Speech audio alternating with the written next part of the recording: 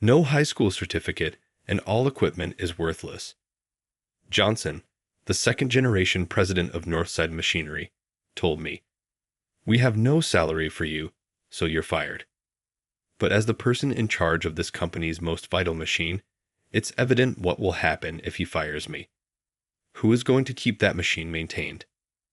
We're not going to use that whole piece of junk anymore, so we don't need you. I'm quite attached to this business.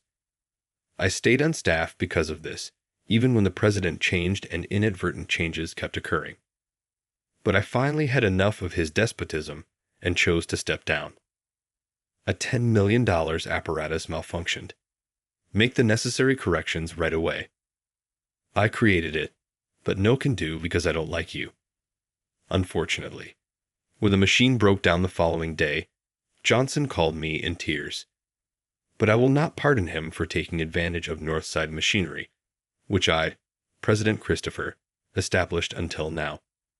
I was only satisfied when I heard his terrified voice on the other end of the telephone.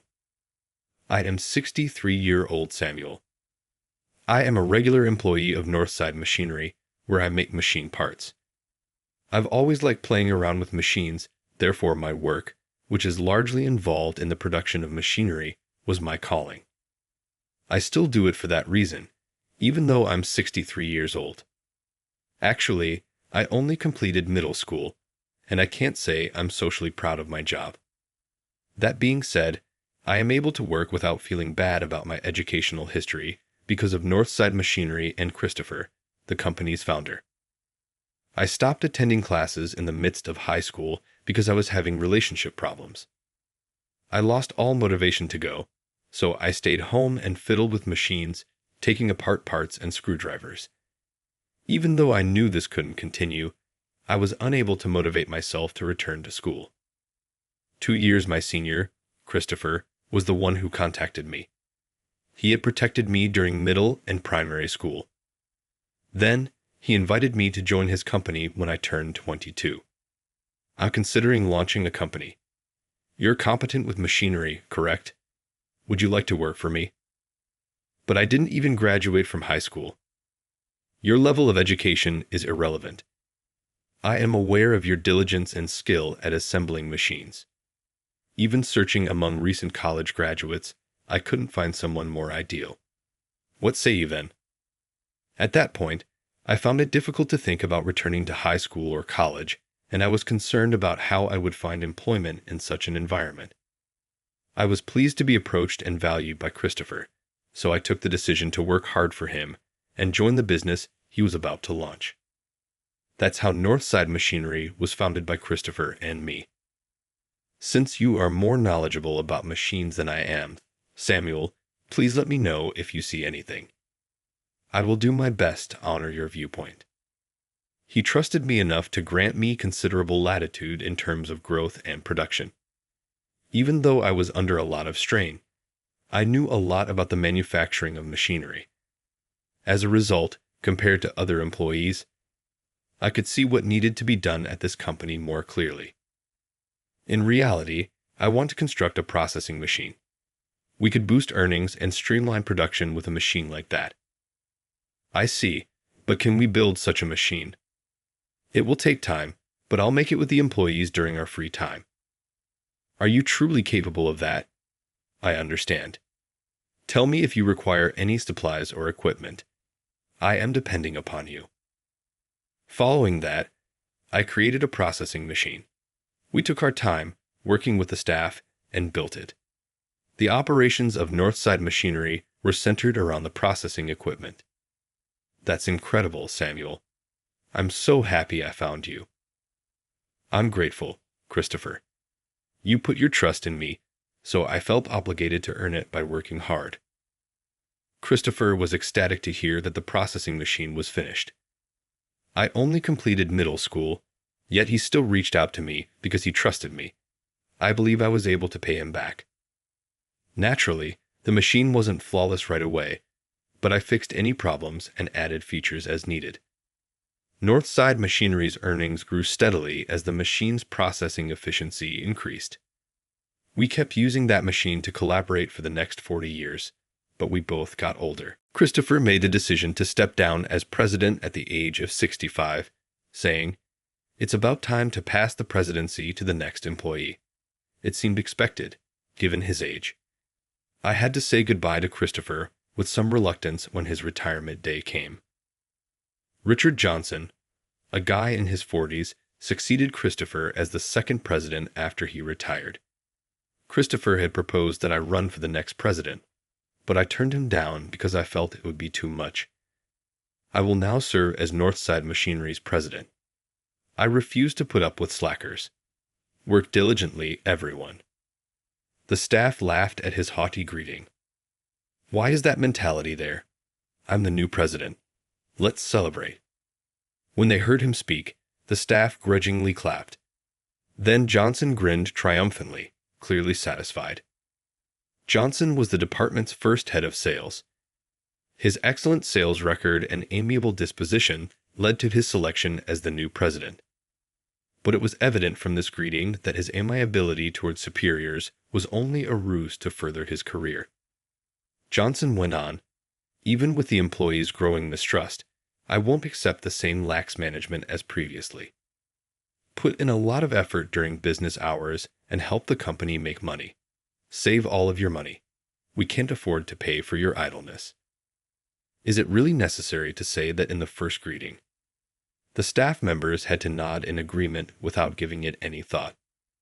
Christopher had retired, but they might report his true character to him.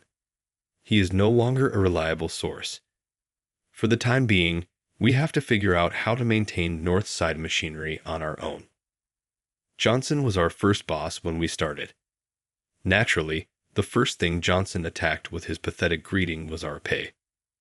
Don't you think the pay is too high? Do you truly produce enough work to warrant this amount?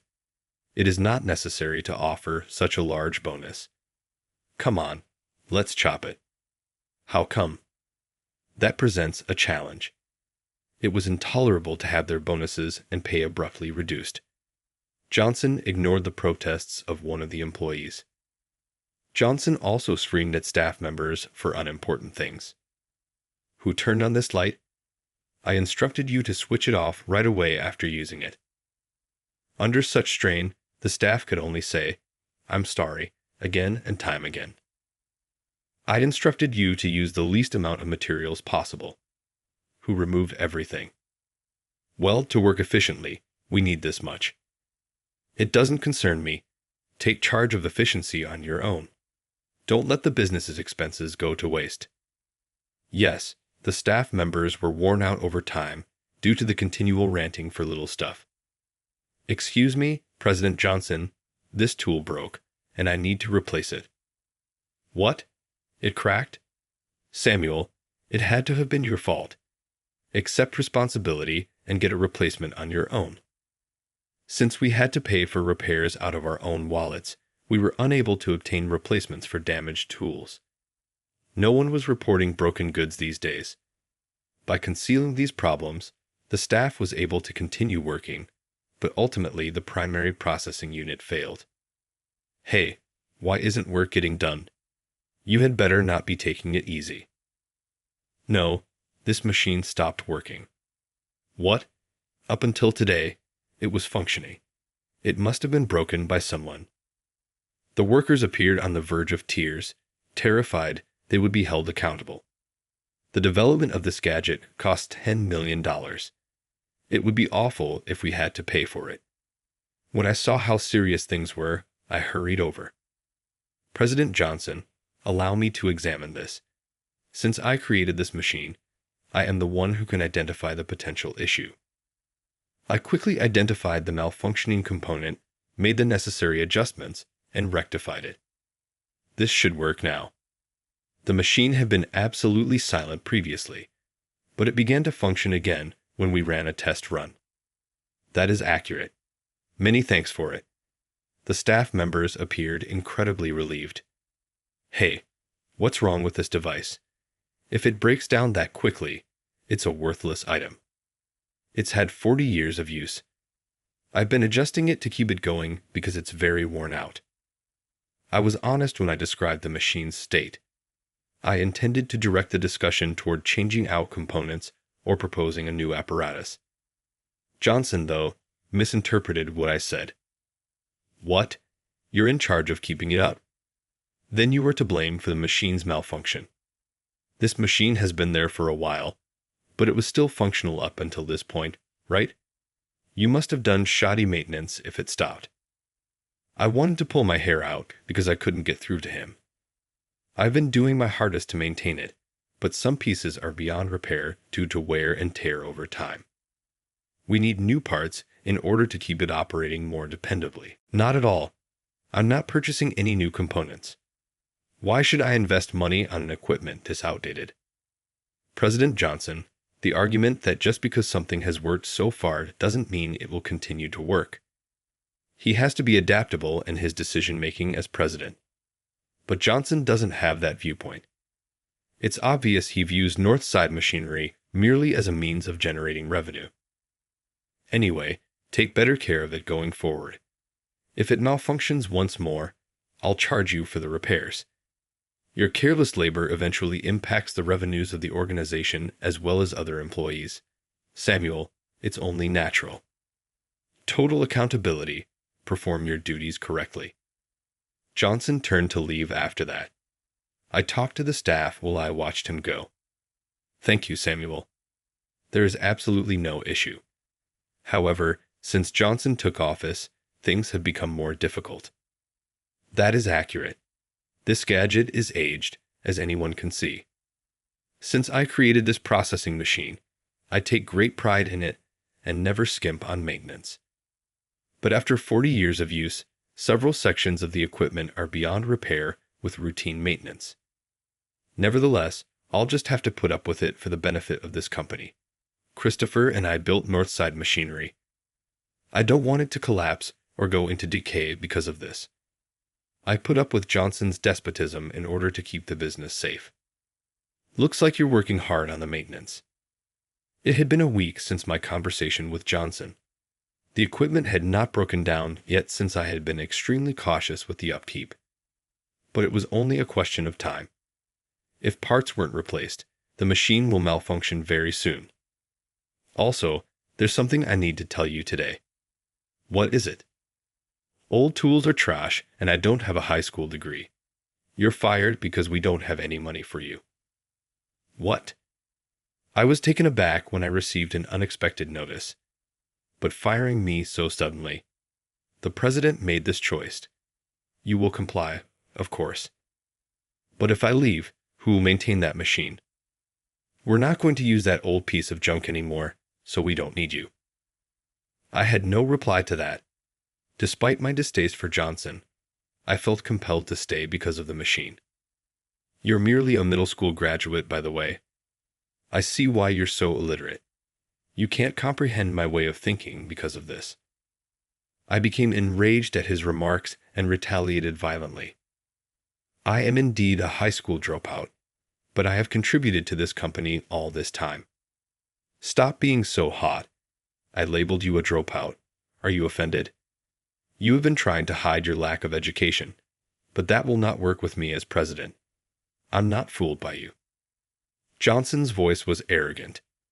The reason the machines keep breaking down is that there is a dropout maintaining them.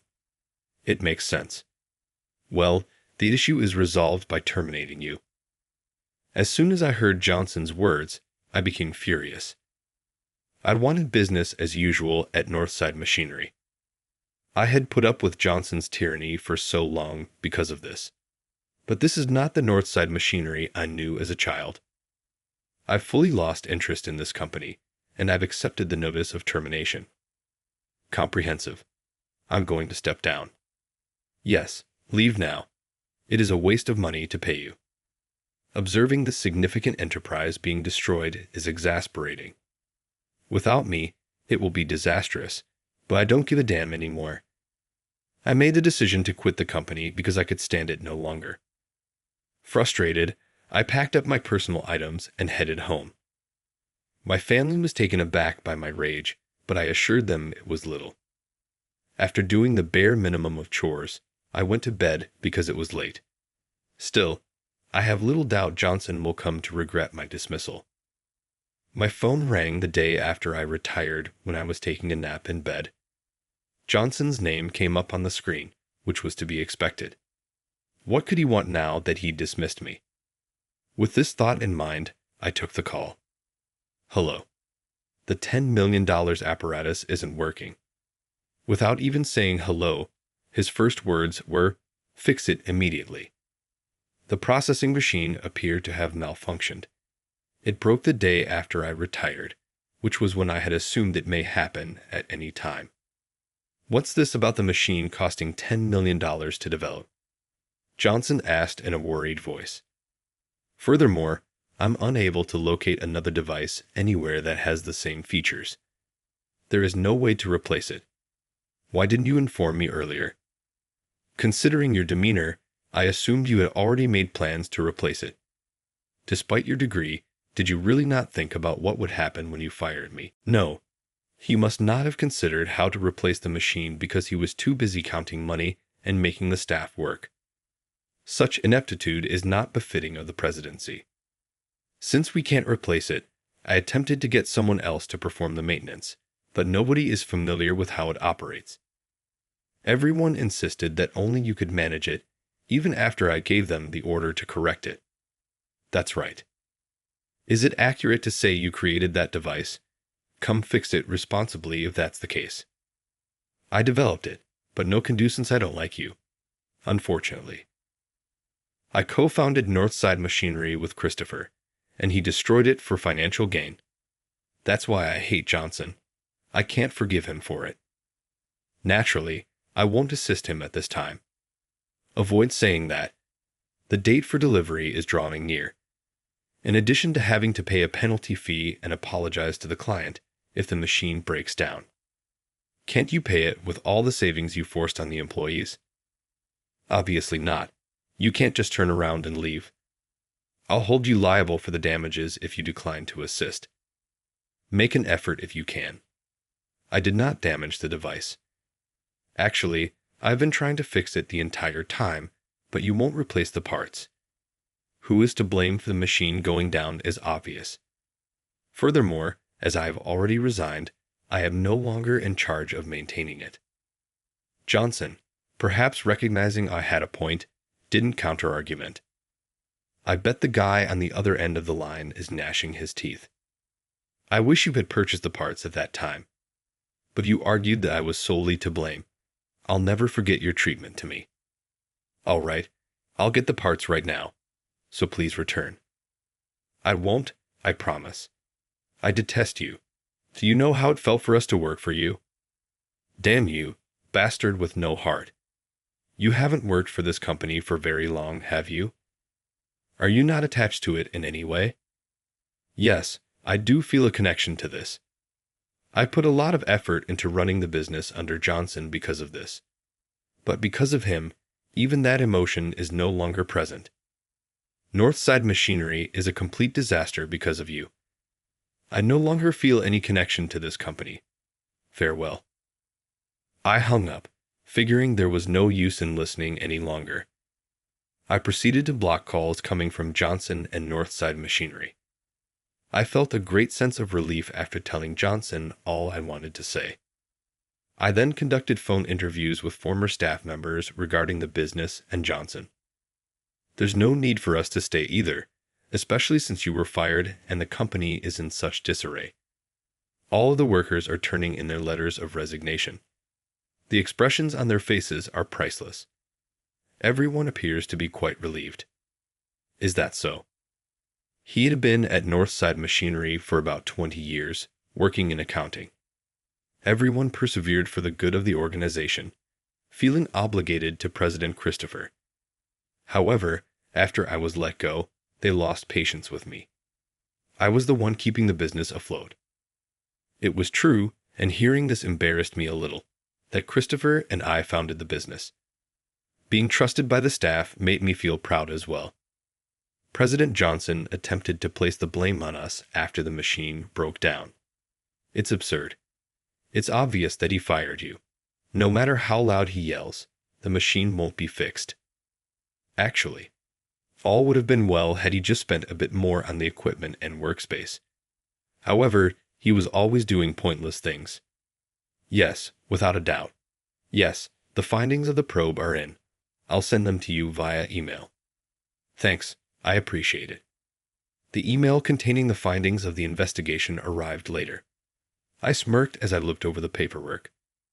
Johnson wouldn't be able to wriggle out with this much evidence. I unblocked his number after doing the required steps. Johnson gave me another call a few days later. He must have known he was blocked because he kept attempting to contact. He was so determined to get in touch with me that he continued to do so even after I told him how much I despised him. Johnson yelled at me as soon as the connection connected, "Hey, Samuel. Have you not been returning my calls?" "Obviously. What's the point of my answering your calls?" "Samuel, you invented the device. Accountability all the way to the finish." Obviously, I was interested in finishing it. But there was no need for me to mindlessly fulfill my tasks if Johnson couldn't respect the machine or me. Given its state of disarray, what use does Northside Machinery have to continue operating? We can't make delivery deadlines because of your resignation. The machine broke down. We have penalty fees to pay, and staff members are leaving. It's a catastrophe. Make it right. I'm not to blame for that. You're to blame for it, he shot back. What did you say? I'd inquired. I used the chance to clarify when I realized he was still confused. I'd informed you that new parts were required because the equipment was aging. Did you decline to purchase them?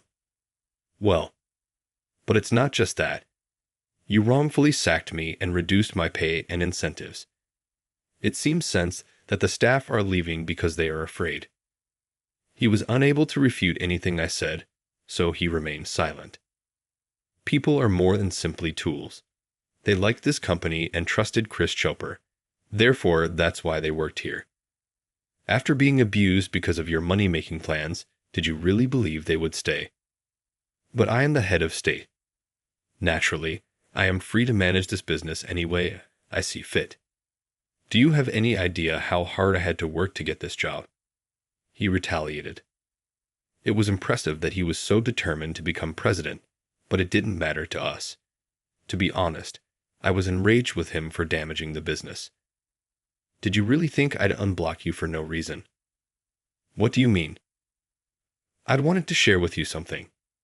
Knowing you would call, I unblocked you, and you walked straight into my trap.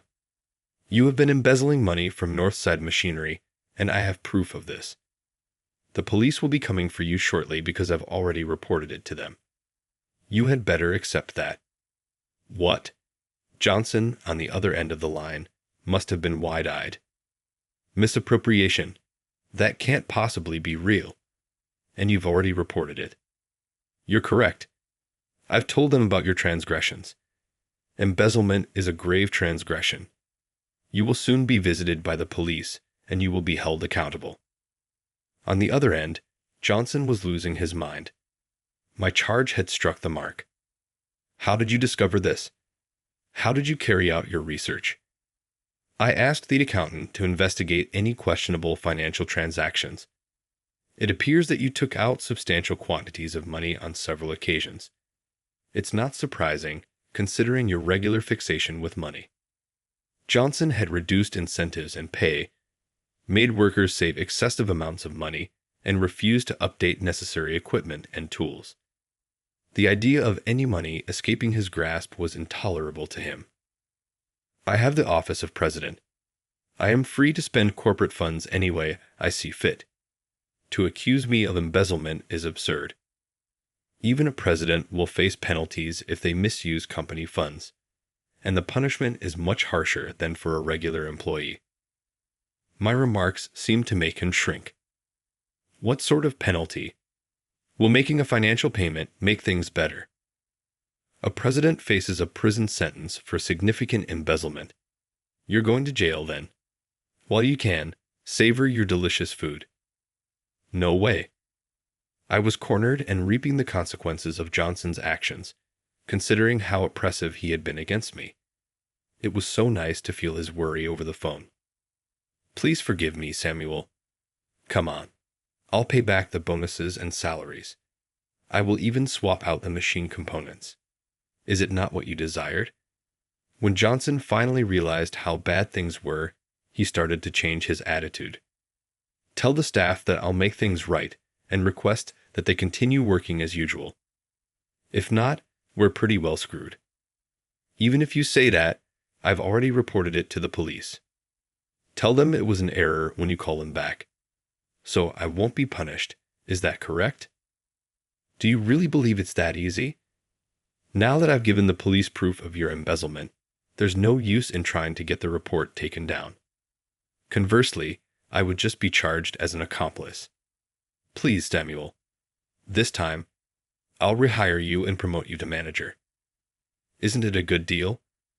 Johnson begged me, saying there was nothing left to do. We can claim the report was incorrect, the machine will be rectified, and business will restart if you return. All of the staff members will be back. Everything will be resolved. I beg you. He would most likely be pleading for forgiveness on his hands and knees if he were in front of me. I wish I could have seen it on the phone. All right, I'll come back if you pay me a higher salary than before. Oh, really? To what extent do you wish? Decide on a price. He most likely believed that it was a little price to pay to get things straightened out. His wallets must be rather full considering how much he embezzled. However, I informed him $100,000. What? $100,000 every single month? Could you please give me that money? Johnson had to be absolutely astounded by the pay I was demanding. For a man in his 60s, $100,000 a month was an absurd sum. That is really crazy. Do you actually earn that much money? You're lying to try to hurt me. You're not as frugal as I am. I'm telling the truth. I wouldn't lie about anything like this, even if the other person is a criminal. Observing his perplexity, I clarified. I've always enjoyed creating things, even as a little child. I've created a lot of things on my own over the years and patented them. My monthly income from that source is $100,000. Not at all. Someone earning $100,000 who graduated from middle school like you. That was probably a sum worth committing crimes for, to hear him tell it, but I earned it the right way. It seemed to hit him hard to face this fact. I never gave patents a second thought until Christopher made the suggestion. Before I applied, I had no idea how valuable my developments were. My inventions are currently used by numerous manufacturing companies. That allows me to properly care for my family. I questioned Johnson, so, can you pay it? After noticing that he was shook up. Oh my God, $100,000. But I'll lose money if I pay that much. Johnson believed that if I went back to Northside Machinery, the problem would be resolved. But he couldn't bear having to pay me more than $100,000 a month. I think he was split between receiving the punishment and going into debt to pay me. If you can't pay, then this conversation is over. Hold on. How come? Are you able to pay for it? Johnson begged. If you come back. I gave him a hard reality check, but he must have understood he had no choice but to pay. No matter how much money you offer, I'm not coming back, Samuel, I said. At what I said, Care Johnson lost all words. He must have felt completely helpless, with no way out. I was startled by a loud noise coming from the other end of the call. Then a voice out of nowhere answered. This is law enforcement. Are you Richard Johnson? Wait, I didn't do anything. I let out a cry. You might be charged with embezzlement. Kindly accompany us to the station. No, I didn't steal any property. Since I'm the president, using business funds comes naturally to me. His shouts were audible to me from the other side, but they soon stopped. He would undoubtedly now receive the just punishment. I smirked and hung up the phone as soon as I heard his voice being taken away. Following the resignation of every employee and the severing of business relations, Northside Machinery filed for bankruptcy. Johnson was accused of severe breach of trust for embezzling corporate funds while serving as president. He incited the company's bankruptcy, induced the resignation of every employee, and embezzled $300,000 in a short amount of time. As a result, he was found guilty and given a sentence that included an $80,000 fine and 7 years in prison. Moreover, because the actual damages were caused by the stoppage of transactions, several additional companies claimed a total of $100,000 in compensation. He insisted repeatedly in court that he was not at fault, yet forcing a business into bankruptcy for personal gain is a serious offense. He'll spend time in prison for his crime of destroying the firm we loved so dearly. I didn't realize things had gotten so awful. I apologize for not noticing, I uttered. No, Christopher, I didn't tell you because I didn't want to bother you, he answered. I should be the one to apologize for allowing it to get to this point. Apologize not. I take some of the blame for not selecting a more deserving replacement. This was bound to happen. Everything has a start and a finish.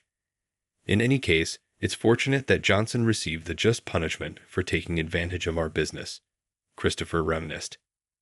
I reasoned that closing the business wouldn't be a bad idea after I retired. There's no one else I trust enough to take over, and neither my son nor daughter want to run it.